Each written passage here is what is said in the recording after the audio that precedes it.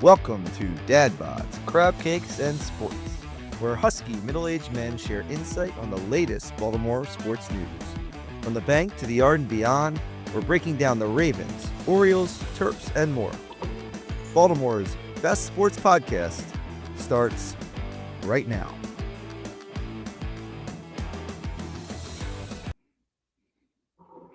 Well, good evening, everyone. It's just me, John, again, without the other musketeers of the famed Three Musketeer Brigade.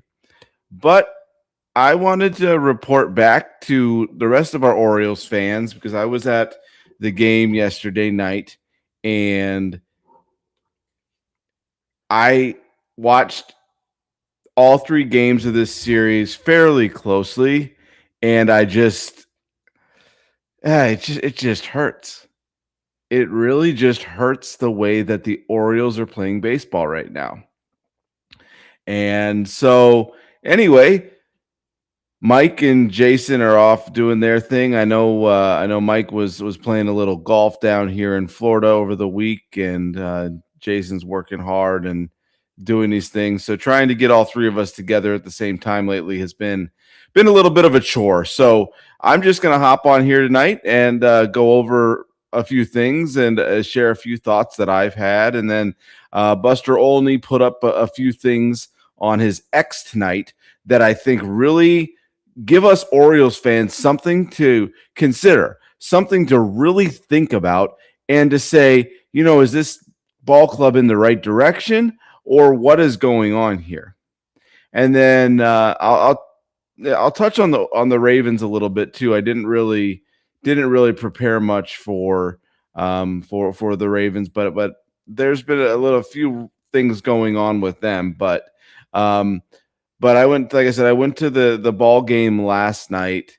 I actually had tickets for today's game, but my son had a concussion on Monday, and I had to take him to the doctor yesterday. So switched my days at work off so that I could go to a game, and we had a great outing. I'll tell you, the last 2 days, the starting pitching has been phenomenal.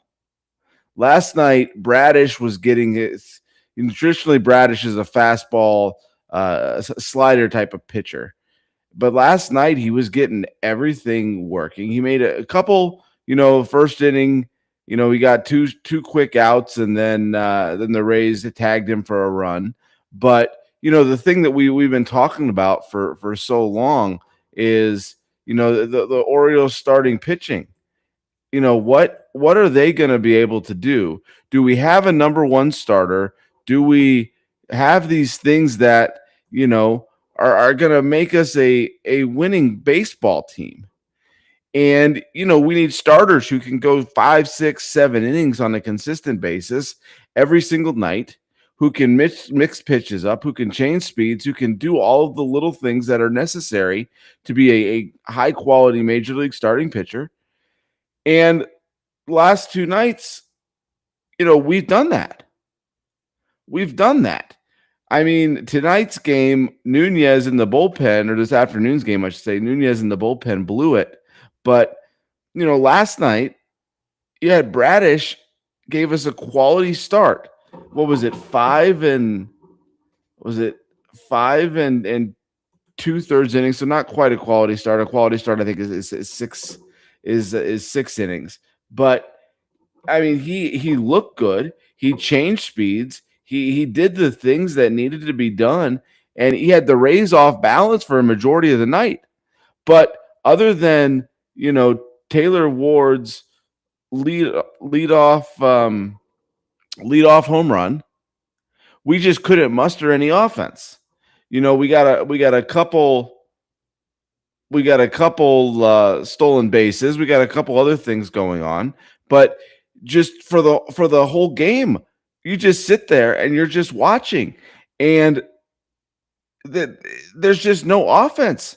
Today, we had a couple big hits by Pete and by Samuel Basayo, but last night though, we just couldn't hit, and it literally was a 2-1. It was a 2-1 game. I mean, if Cowser makes that catch in left field, or Basayo hangs on to the ball at the plate when it was a good relay. Cowser kind of got a little twisted up and then fell, and then the ball hit, and but he got it in as a good relay, a great throw to the plate, and Basayo just couldn't hang on to the baseball. So you're a catch in the outfield, or you're a tag play at the plate, away from that being a 2-1 baseball game. And the Rays runner slipped my mind, but he forgot there were 2 outs, so he tagged up at second base, which made that play at the plate even potentially possible. But Basayo hangs onto that baseball. He's got a tag play there, and then we still got a 2-1 ball game. But last night we managed 4 hits, and the only run, like I said, was Ward's leadoff home run to start the game. We only left 3 guys on base. We had 3 stolen bases. Pete had one, and Cowser, and then Blaze Alexander had one where he did that little swim move, and he somehow got into second base. But I just don't know what else. As a starting pitcher, Bradish went 5 1/3, 4 hits, 2 earned runs with 6 strikeouts. So that's, I think if you go at the beginning of the season and you're saying, what, our starters, yesterday and today go, 5-6 innings every night with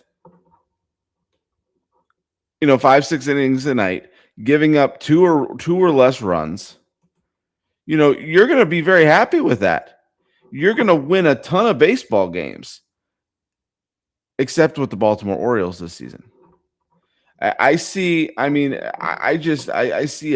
ton of different things going on here that I just don't know how you correct yourself from this. Because, like today, the Orioles were up 3-1 going into the bottom of the 8th, and you have Nunez on the hill, who's, been a pretty good bullpen arm, and he just blows it, and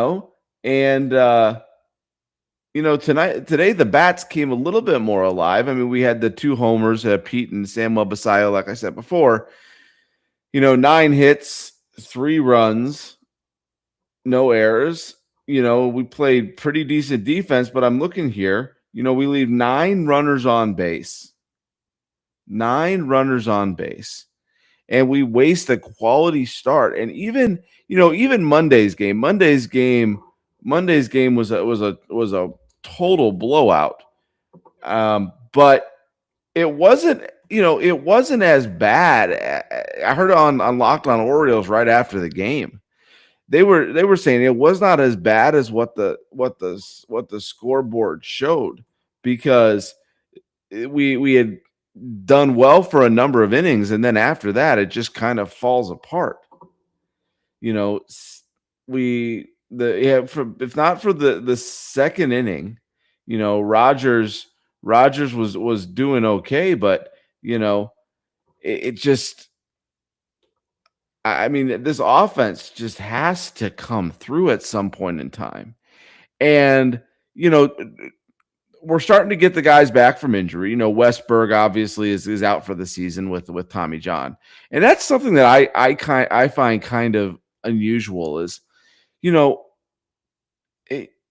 try that, I guess called PLP or P something, plasma. They try like plasma injections in your elbow and a few things like that to try to get the UCL to heal. But I did a little research on it, and I didn't find many who actually had healed from it. And I just don't know why they don't go straight to the Tommy John, and try to get it done so that he's a quicker recovery and he has time in the offseason to get ready for spring training.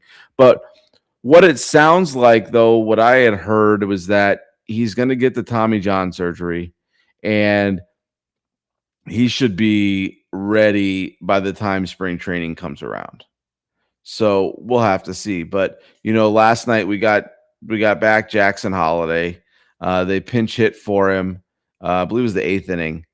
Jeremiah Jackson came in. It was a lefty, and they wanted it a lefty righty matchup, so they took Holiday out of the game. But he's still in today's game too. He still looks a little rusty. He looks a little uncomfortable out there. But I think it's just, again, it was like last year with Gunnar. He didn't really get a spring training, and he didn't face major league pitching. He didn't get that ramp up period, and they gave him time in the minors to do that, but that doesn't simulate exactly what you're going to see at the plate in the major league level. And that's always the thing is you see, especially like when I was playing in high school and college, you get pitching and batting practice, and you kind of know what's coming. You kind of know what kind of pitches you're going to get and where they're going to be and those sorts of things, so you can kind of prepare. Where then it takes you a game or two to really get into, okay, we don't know where we're going, we don't know what's going on, and look who's here, the What in man, the the hell? myth, and the legend. What are you doing? Who gave you permission to go rogue? Like, where's upper management? What HR? What in the hell is happening? Like, pets' heads are falling off. Like, all kinds of holy schmack. I was just sitting on the couch, thumbing through Facebook, and all of a sudden your giant head pops up. And What's bitching about the Orioles and the pitching staff and blah, blah, blah. What is happening? I'm not bitching about the pitching staff. I'm bitching about the offense. The offense is the problem. My friend, you should be just bitching about I don't really have an answer other than the fact that, it's barely a Major League Baseball team. And like it's funny, it's not the offense and it's not the pitching, it's the inconsistencies of the pitching and the offense working together. And then certain key, like you can pick apart key things, and Connor talked about it on his show on Locked on Orioles. Hauser gets the ball in the outfield on a ground ball with a chance to throw people out, and he double clutches, he bobbles the ball. Like, this is like college and minor league stuff. I really, in all honesty, like, all joking aside, I do question about half a dozen players whether they even belong in the major leagues, and it's not a good baseball team. Now, I don't know if that means it's not a good baseball team now, or if it's not a good baseball team at all. Yeah, that's a very fair point. Like it's like we get inconsistent all the way down the road, and then we get good. We get a good start here. We get a good offense here, and then the guy like Nunez, who up until today he's been fairly consistent out of the bullpen. That you can kind of say, what, the Orioles may have won that trade for Cedric Mullins from the Mets, because Nunez has been a fairly good arm out of the bullpen. But then today he just crashed and burned, and then we are where we are. But we just can't seem to, like yesterday, it was one guy. I don't think we had more than one guy on base at a time. And we just can't string things together. And then the small defensive errors, and then the mental errors, and then, what happened to Gunnar? He was leading the league with 7 home runs, and now the league leader has 20. Like, I don't know if a lot of it goes to your head, but what do we do with these guys? They're professionals for a reason. But I sent you. Did you see that tweet I sent you from Buster Olney? Yeah, that's all speculation and such. Like, it's. I know you're talking about the Buster Olney saying that Cal Ripken, if he ever wanted a shot at taking over, I guess, general managing duties, now would be the time to put his stamp on the team. In all honesty, why what gives us the idea that Cal Ripken knows how to be the general manager of Major League Ball Club or the president of a ball club? I have friends that have posted and they've gone off the deep end and they're like, Elias needs to go, Sig needs to go. I mean, I'll be honest with you, I'm not. If you would have told me this like after the moves they made in the offseason, I would have probably told you, um, you're crazy. Now I'm more lukewarm to there might be something to it, but maybe not even to their own detriment, like their own fault. It could really be. I mean, what could go what everything has gone wrong as far as injuries early and stuff. And I know everyone has injuries, but you lose your number 4 starter, then every week a pitcher goes down. And I can see like with Rogers, it's a big mystery on what's happening. But if you look, I do wonder because he started off well. He then he looked like he was trying to get his velocity up, maybe try to make himself a couple extra bucks. And he changed his approach to what he was doing last year in some ways. And then he tried to come back to it. Then he had an illness. And I'm not ready to throw in the towel yet. I know when I had you guys do a couple super secret um what do you call them, like what you thought was going to happen, predictions for the Orioles season. Mike had Trevor Rogers winning the Cy Young. Now I'm not much, but I had freaking Garrett Crochet winning the Cy Young, so who knows. So not much better, but I am more tend to think Trevor Rogers is somewhere between last year and a sub 3 ERA pitcher to maybe a little over 3. I don't think he's not a 1 ERA type guy, but he is much better than he's pitching him. You could just see it. I mean, that wasn't by accident. Like, it's not on a heater, and he started off this year. That's just one thing, John. And then the other, like, I mean, I'm okay with like the guys they brought in, like Pete Alonso and Ward, like specifically. I think they've kind of done their job. Pete kind of started off a little slow. It's fine, but now everyone, and Mike's big on this. Mike will tell you, like, everyone is pressing. So they're like, especially Gunnar. I think Gunner's pressing, and I think that's what's coming out. And yes, he led the league in home runs. He's not like going to lead the league in home runs type guy, but he's capable of 40. I mean, he I think he had a good day today. What was he, 2 or 3 hits? And he had a good day the other day. So it's like he's starting to string these. His average isn't quite there yet. I think he'll get there. Probably by the end of the year, 280-ish, 270, 85, 280, pushing 30 home runs. Don't know about the RBIs yet because of no one really in front of him. But, John, here's my question for you. I mean, I'll throw this out. I think what they're missing, honest to God, is Jordan Westberg, because he's so flexible in what he can do. He's flexible not only in the field but in the lineup. It allows you to do so much, and he's very steady. I mean, you could bank on 270, 25 home runs potentially, and that's it. I think the low end. So I feel by not having him or not having a replacement that for him like that, that's a big problem. And I think that's where we're at. Yeah, I definitely see that. Because I mean, we were talking about, looking at early in the season, Jeremiah Jackson was hitting well above his weight. He was doing, things that, he's a second round pick, I think in 17 or 19. Don't remember. And I mentioned this last time. He was doing second round pick things, and he's kind of cooled off now. He's hitting 252, but and I think they were kind of thinking, okay, well, maybe we can move Holiday to third base, leave Holiday there, let Blaze fill in the, give people a rest day and those sorts of things.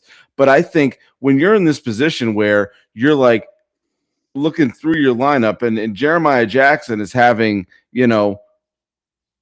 starter at bats, and you're having to do those sorts of things to try to fill people in, or you bring a guy like Blaze Alexander in who's not expected to play every day, but he's now playing every day, and he's playing third and second and left and center and right and pinch running and having to do all of these other things.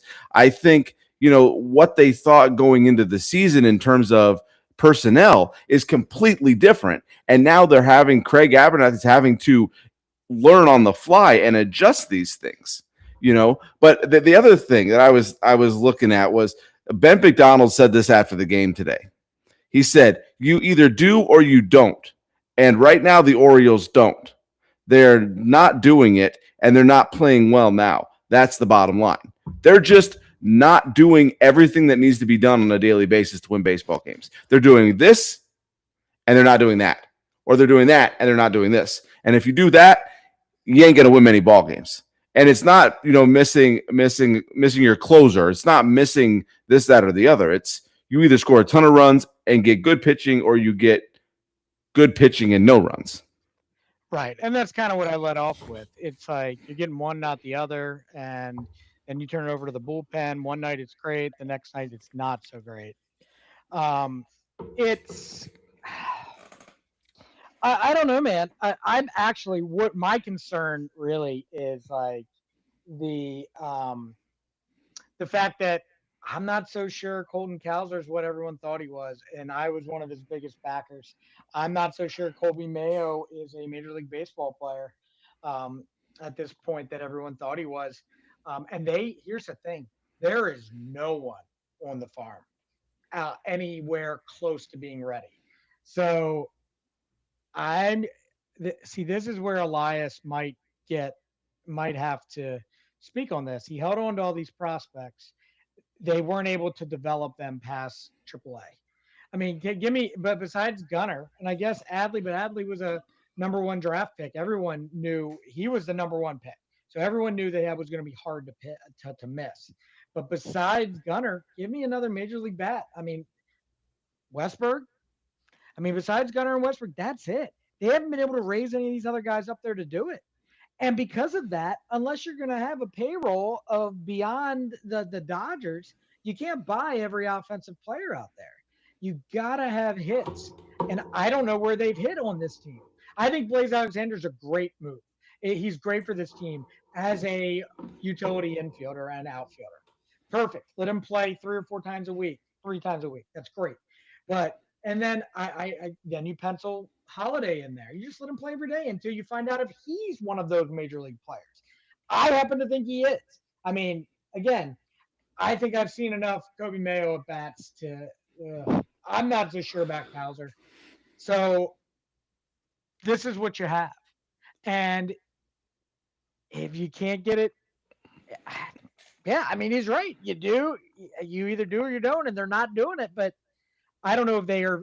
I guess what I'm saying is I don't know if they're capable of doing it.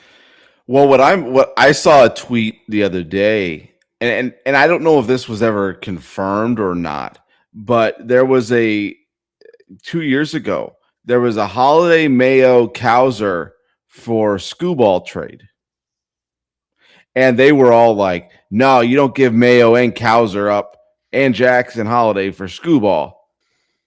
Well, now look who would have won that trade. I mean, you can't do anything with the injuries, but if that trade really was talked about, the Orioles would be on the winning end of that right now. Well, tell me, who was it again? I think Mayo, it was Holiday, Mayo, and Cowser. I believe Westberg was in. Was Westberg in there too? So here's the thing: who's playing offensively if you trade all of those guys? The same guys who are playing right now. Well, no, right, and you're not going to the playoffs. Like one pitcher for all the guys, especially a guy that's gonna $400 million is I guess what they're saying or whatever, which is insane. I've already gone there. I don't need to go there yet. But yeah.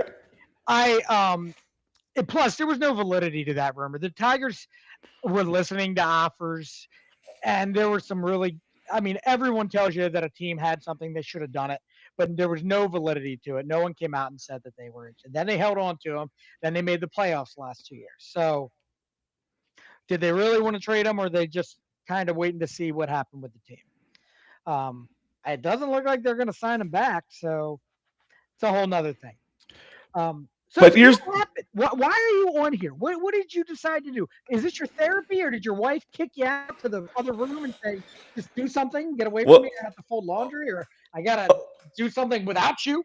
Well, no, this was my therapy, man. I watched that game. I sat sat one row up from the field in the like all inclusive. So they bring stuff to your seat. They brought me beer and they brought me food and they brought me, whatever I ordered through the little app thing. And I'm sitting there watching the game and I'm just like, I'm thinking about being the kids and angels in the outfield. They're like, man, they're bad. And I'm thinking, man, this is just like that. And I just needed to get out and vent as I watch these games because, they said a lot on Oriole post game. I don't remember what his name is. But on the post game, he's like, Mayo's not a professional hitter. He's not a Major League Baseball player. But what else are you going to do? Who else? Heston Kjerstad is not a professional, but he's not a Major League Baseball player. Colton Cowser is clearly not and here's my other question though, is not having a solid center fielder.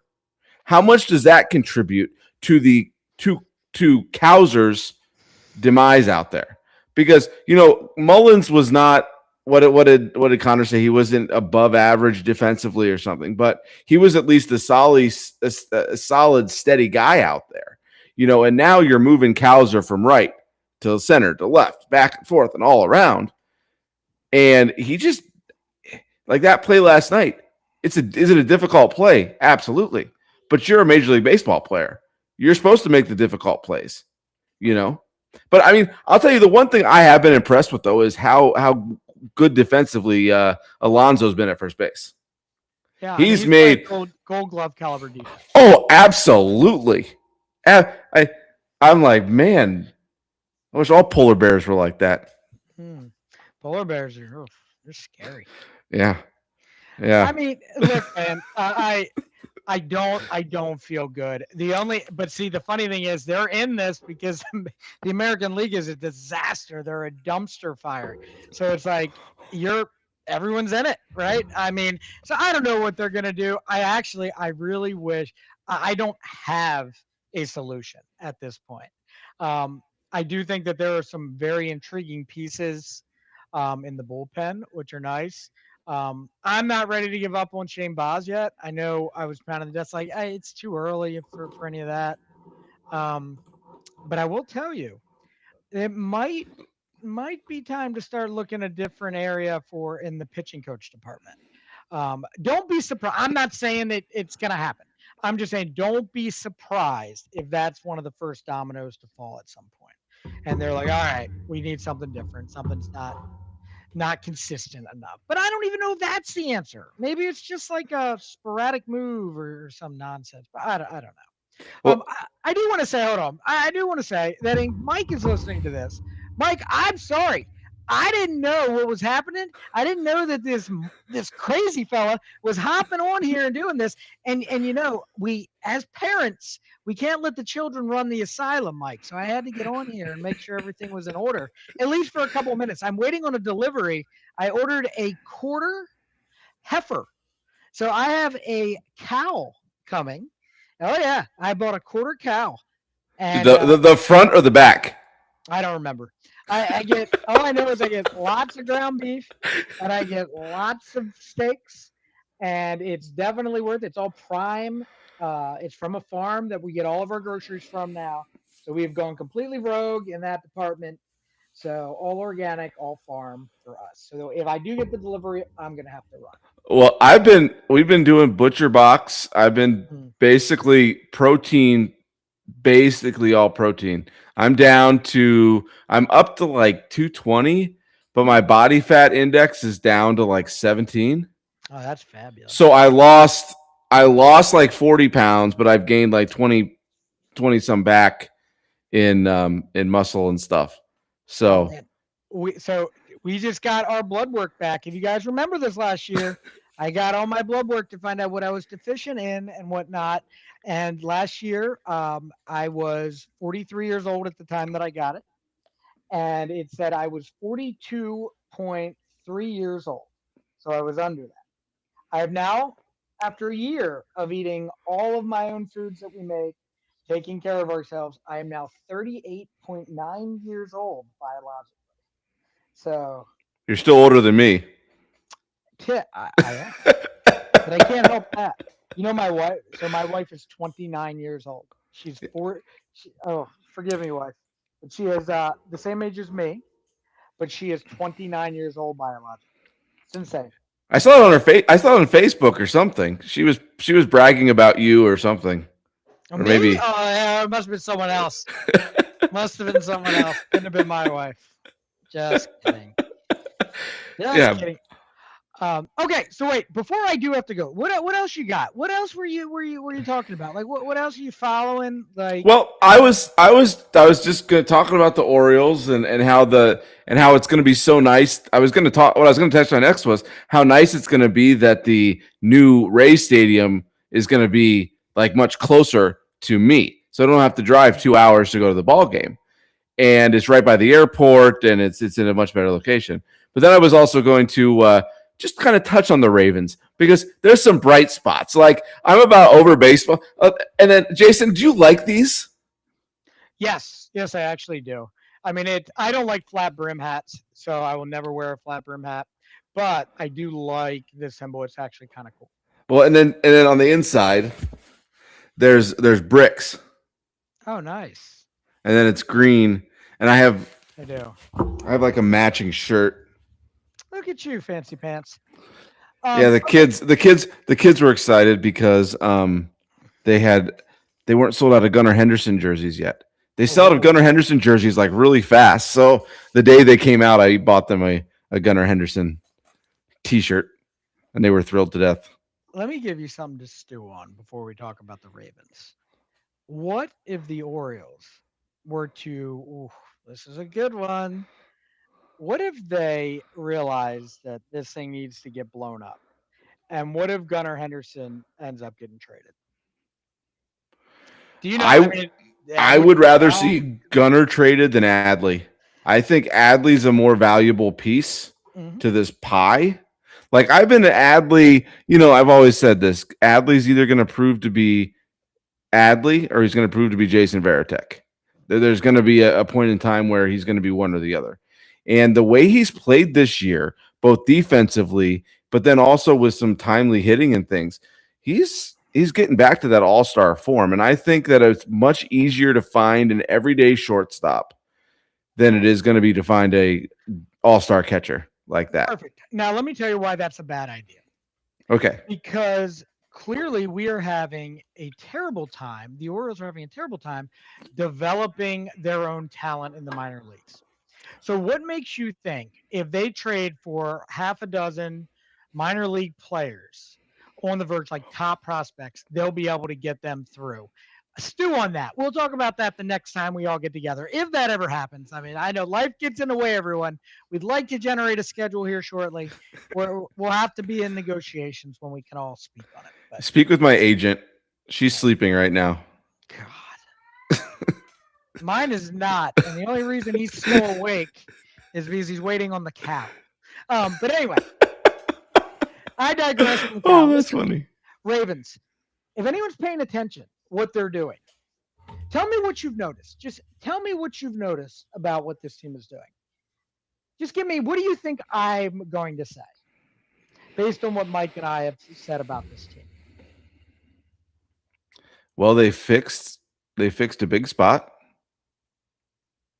through the draft. I want you to go beyond the draft. I want you to say the draft, but I also would like you to go just a little beyond it.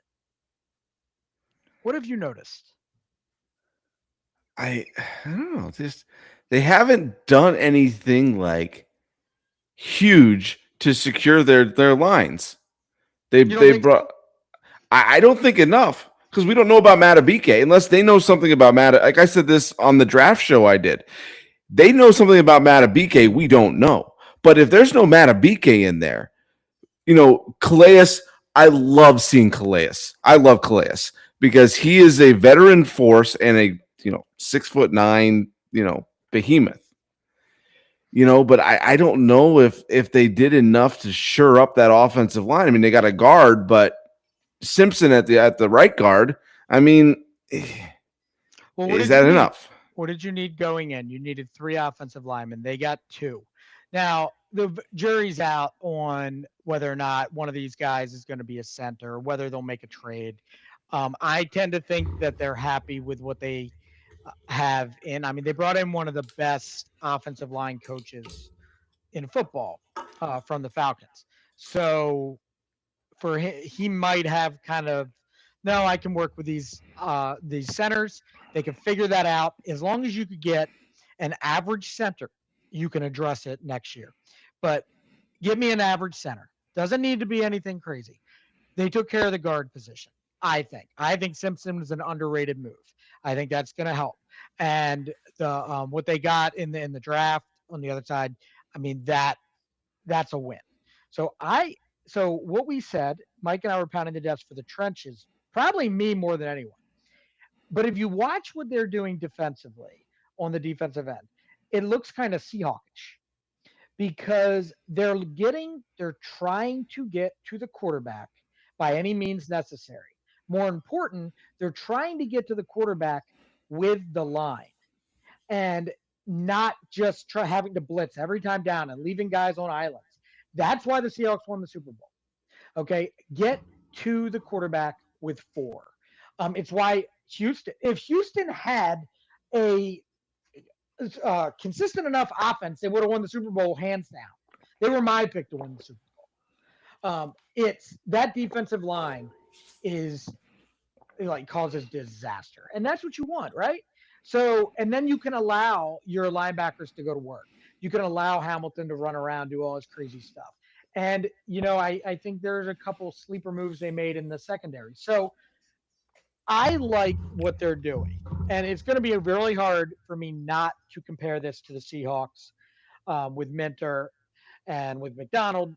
But I do like them. I don't think they're done. I think there will be another move. What's his face? Who's the guy that they're talking about that went to South Carolina? Clowney. Clowney's one I want, but not for the reasons everybody thinks. I want him because he plays the run better. I mean, just as good as what I was hoping Crosby would. Like there's Crosby, and then there's Clowney down here because of age.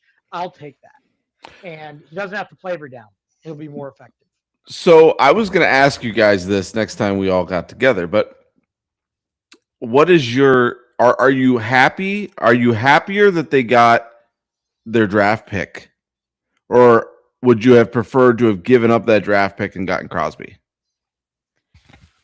I think the way that they handle free agency, I am happy with them keeping it, because if they would have went out and got Crosby, what would they have done with the offensive line? I mean, because you again needed 3 offensive linemen. You have 2.5 as far as I'm concerned, because I don't know anything about these centers yet. And yeah, I mean, they might figure something out, but because of that, if you trade away your first round draft pick, then what are you going to do? Yeah, and you have to be aggressive, maybe move into the first round. Maybe to me, because of how they handled free agency, I think that needed to work out this way. And look, Matt, I wanted Max Crosby, but and the Ravens are smart in certain ways. So I think Max Crosby would give you all pro Max Crosby for at least 1 year, probably 2, and then what? It's a big question mark, and maybe it never happens. But you know what? I don't think it's a bad move. And Hendrickson is Crosby light, right? I mean, that's a nice consolation prize. I think everyone will be happy. Does not play the run on the edge like that as well, but he still gets to the quarterback, and that's what we want. Want to protect the quarterback and get to the quarterback. Well, and then we picked up what's his face in the draft too, who's they're saying I'm sorry, his name slipped my mind, but I mean, then you pair him with Mike Green in his second year. If you bring in somebody like a Jadeveon Clowney or something, if we get Madubuike back, I mean, that defensive line is going to be pretty well, have good depth in it. Because I think people have said that, Roquan is deteriorating and, this, that, and the other. But I think a lot of Roquan's last year was that he had nobody eating the blocks in front of him, because they were able to get, that's why Ray Lewis is a hell of an athlete to begin with, right? But having Sam Adams and Tony Saragusa in front of you, eating up all of those blocks, like that's what really puts a middle linebacker or an inside linebacker over the top is not having to face the lineman and being able to just go hunt the ball carrier. And I think without Matabike and having to double team him, I think that put a huge blow onto Roquan and everybody else throughout that linebacking core. So hopefully we'll change that this year. Do you have a deal that you get like paid every time you mention Mike Green on one of our podcasts? Well, what's green? What's green? Very nice. What's green the color of? Well done, John. Zion Young is the guy you're talking about. Yes. Thank you. You know, I didn't know a lot about him until they were about to pick him, and I saw that he was on a lot of people's best boards. Went and looked at him, I was like, oh boy. And he's a man, like he's huge. And he plays the run really well as getting to the quarterback. I think that's going to help drastically. Now, we came into last year wanting the rookies to play like they were like, who's he yelling at me? David Hale. Oh, hey, Dave. Good to see you, buddy. What do you say? He said, yo, J-Dubs, how about talking about how yoked Derrick Henry looks? Oh, my God. That is a man beast. Dude, look, man, Dave, if I spent $250,000 per year on my body, I would look like Derrick Henry. Maybe not in the hair department, you know, when he had all the the long hair, but I'm telling you, I mean, that man is dedicated. So yes, yoked is exactly right. And he is showing up at all the voluntary camps. He's ready to roll. But yeah, I mean, just back to answering your question, John. No, that's exactly right. You know, Ray Lewis got like kind of a reprieve when Haloti Ngata, and he was bound in the desk for Haloti Ngata to be drafted. They did. He got those blockers off of him, and he continued his career at a high Hall of Fame level. And that's exactly what could happen here with Roquan. I mean, Travis Jones, Campbell, God, Matabike, like all of these guys, and then rotating them all in. I mean, they might not let too many guys run the ball very well. Now, the question is, again, now if they're able to run outside or outside zone, then the edge setters, again, need like Zion Young.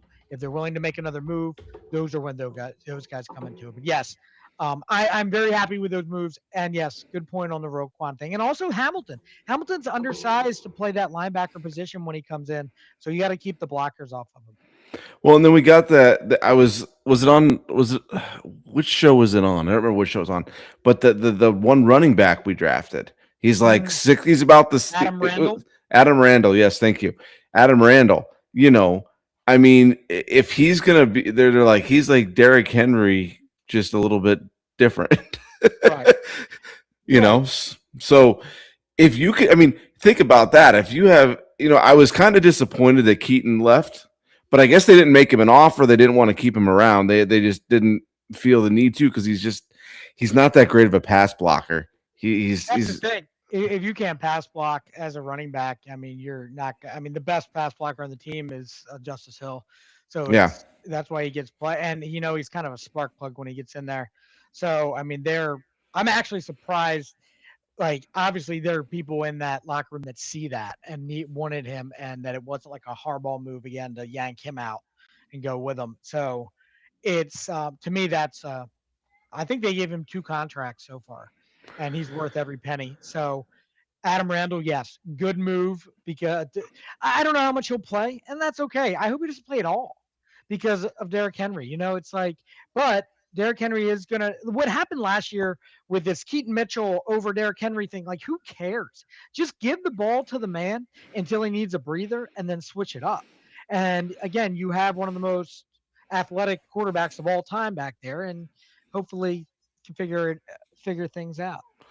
And I'm hearing rumblings of, you know, we need all these fans clamor to get, you know, Hopkins back or somebody else back. And I'm looking at this wide receiver room, and I'm like, from what they've been saying at OTAs, this wide receiver room looks really, really good. Right. Really, really good. We've replaced Likely with an actual wide receiver, And they were talking about going, you know, no back 5 wide. What do they call that? There's a term for it, but Stupidity. Oh, I don't know. There's a football term, but they were talking that we could go 5 wide receivers with Lamar back there, and imagine how's the defense going to match up against that?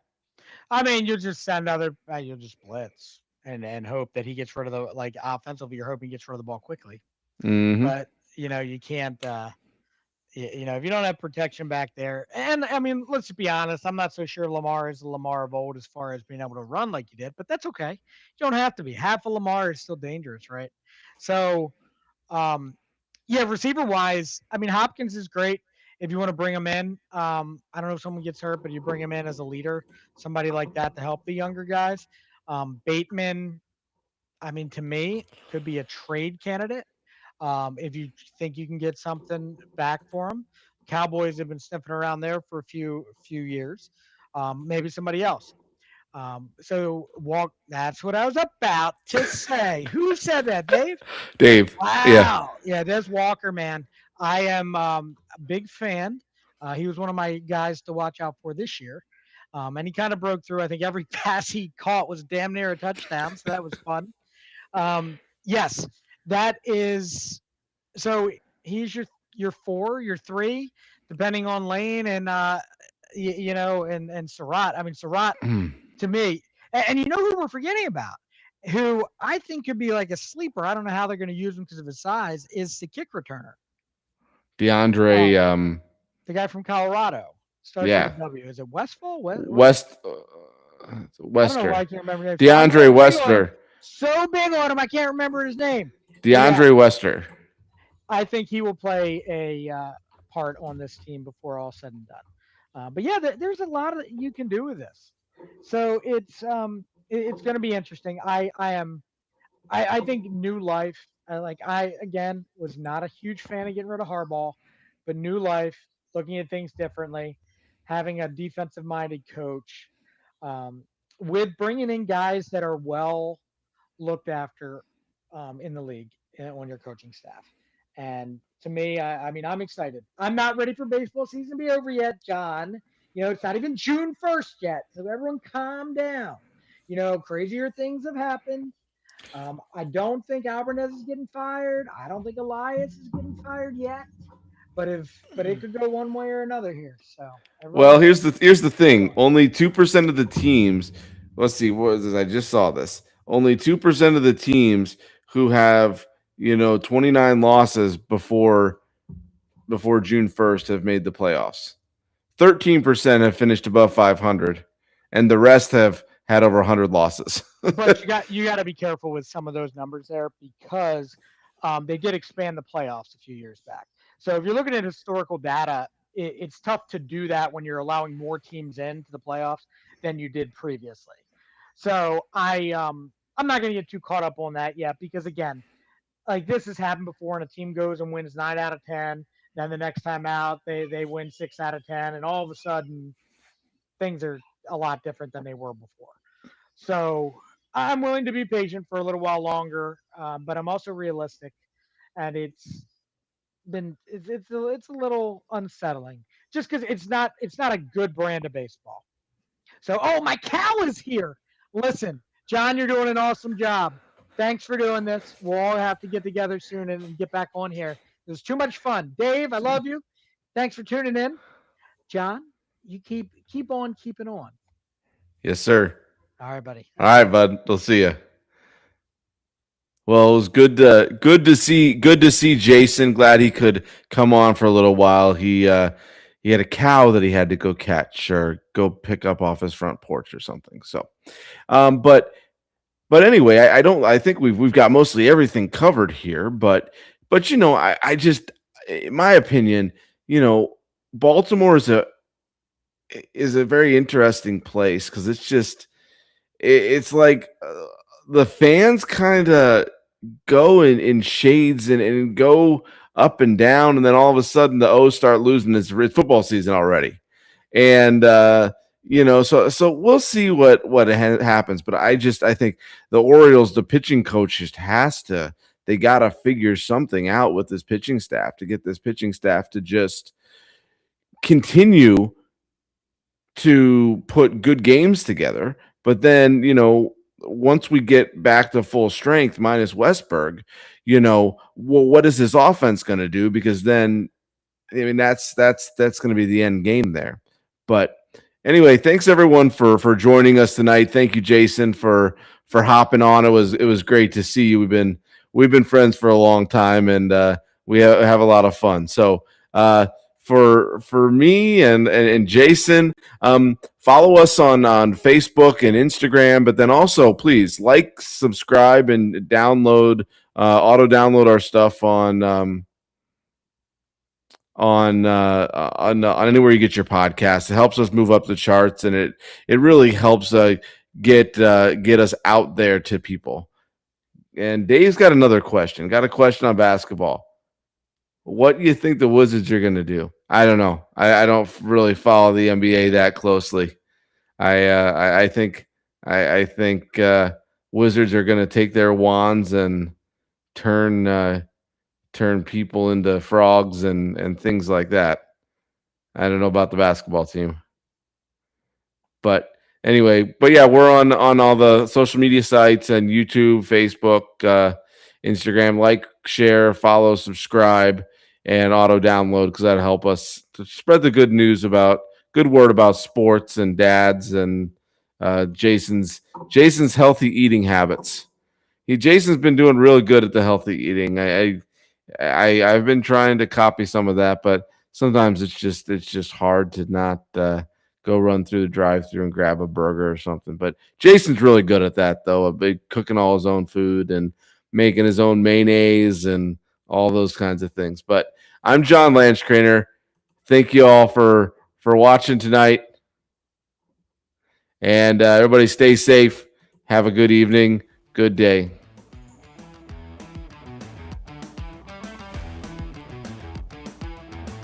Don't forget to subscribe to Dad Bods, Crab Cakes, and Sports on Red Circle, Apple Podcasts, Spotify, Amazon, or wherever you get your free podcasts.